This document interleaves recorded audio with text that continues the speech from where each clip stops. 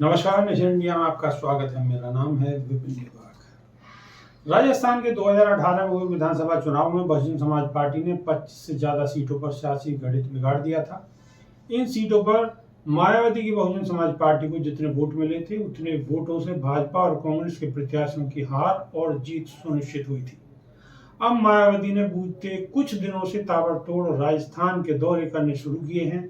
राजस्थान के सियासी माहौल में फिर कयास लगाए जाने लगे हैं कि क्या मायावती फिर से 2018 की तरह यहाँ के सियासी समीकरण को बिगाड़ने की स्थिति में हैं या नहीं।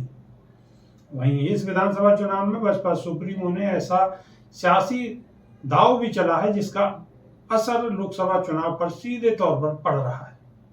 राजस्थान चुनाव आयोग के आंकड़ों के मुताबिक 2008 में बहुजन समाज पार्टी ने राजस्थान में तकरीबन 7.5% वोट हासिल किए थे और 6 सीटें विधानसभा में जीती थी। 2013 में बहुजन समाज पार्टी का वोट प्रतिशत आधे से भी कम तकरीबन 3.5% के करीब पहुंच गया था और सीटों में भी 50% की गिरावट दर्ज हुई थी। 2013 में बहुजन समाज पार्टी के राजस्थान में महज 3 प्रत्याशी ही चुनाव जीतकर विधायक बने थे। हालांकि 2018 में बसपा के वोट प्रतिशत में तो महज 0.5% की बढ़ोतरी हुई जो 4% तक पहुंच गई, लेकिन इस बार 6 प्रत्याशी जीतकर विधानसभा पहुंचे।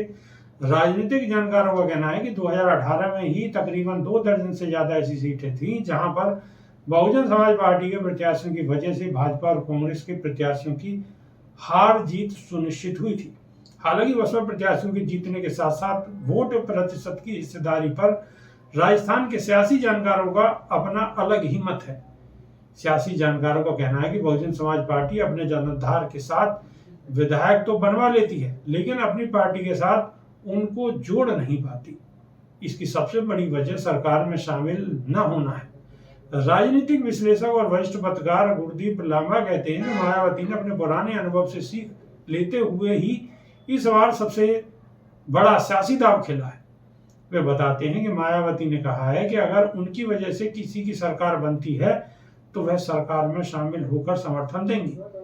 इससे बहुजन समाज पार्टी न सिर्फ अपने प्रत्याशियों को अपने साथ जोड़ सकेगी बल्कि आगे की रणनीतियों पर भी काम कर सकती है।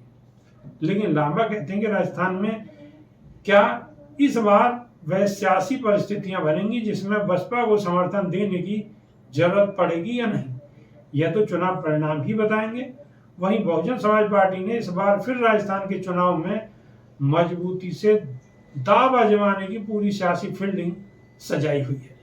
राजस्थान के सियासी माहौल में बहुजन समाज पार्टी के 185 प्रत्याशी मैदान में है। बहुजन समाज पार्टी की मुखिया मायावती ने अपने प्रभाव वाले क्षेत्रों में बीते कुछ दिनों से लगातार चुनावी रैलियां और जनसभाएं और जनसंपर्क के माध्यम से राजस्थान का सियासी माहौल अपनी पार्टी के लिए हद तक गर्म कर दिया है। राजस्थान के सियासी जानकार देवेंद्र मीणा का कहना है कि मायावती का अंतिम चरण में सियासी प्रचार करना समूचे राजस्थान को तो प्रभावित नहीं करता है, लेकिन जिन इलाकों में बहुजन समाज पार्टी का अपना प्रभुत्व है वहां पर जरूर असर पहुंचने वाला है। इसमें धौलपुर, भरतपुर, झुंझुनू, खेतड़ी, करौली, गंगापुर, नागौर और लाडनू जैसे इलाके शामिल हैं। और मीना कहते हैं कि मायावती ने इन इलाकों में रैलियां भी की हैं और यहाँ पर बहुजन समाज पार्टी का अपना सियासी जनाधार भी मजबूत है। राजस्थान के सियासी जानकारों का कहना है कि दलित, मुसलमानों और गुर्जर समुदाय के साथ लेकर बहुजन समाज पार्टी यहाँ पर सियासत करती है और इस बार भी बहुजन समाज पार्टी ने अपने जितने प्रत्याशी उतारे हैं उनमें सियासी समीकरण के लिहाज से जातिगत आधार का एक बड़ा पैमाना बनाया गया था। वरिष्ठ पत्रकार हीरेन शर्मा कहते हैं कि राजस्थान में तकरीबन 17.5% दलित मतदाता हैं। इन मतदाताओं के आधार पर ही बहुजन समाज पार्टी राजस्थान में कांग्रेस की सरकार में हिस्सेदारी भी ले चुकी है। इस बार के विधानसभा चुनाव में फिर से मायावती ने यही सियासी राह अपनाई है। बीते 4 दिनों से मायावती लगातार इन्हीं इलाकों में सियासी दौरे कर चुकी है। पार्टी से जुड़े एक वरिष्ठ नेता बताते हैं कि बसपा के युवा नेता आकाश आनंद राजस्थान में मजबूती के साथ कैंप करके सियासी माहौल को अपने पक्ष में करने के लिए मौजूद है। अभी के लिए सिर्फ इतना है। नमस्कार।